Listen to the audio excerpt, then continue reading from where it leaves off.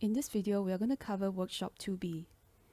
In this second part, a slightly shorter workshop than 2A, we are going to look at encoding. So this uses a different data set, which has more examples that are relevant for encoding. We could have also used the AutoMPG dataset, but honestly, encoding the string values of car model or model year is not as meaningful. As in the previous workshop, try to take a look at this link and see whether you can answer these questions. We are going to load a different data set, a different CSV file, and we are going to perform some processing.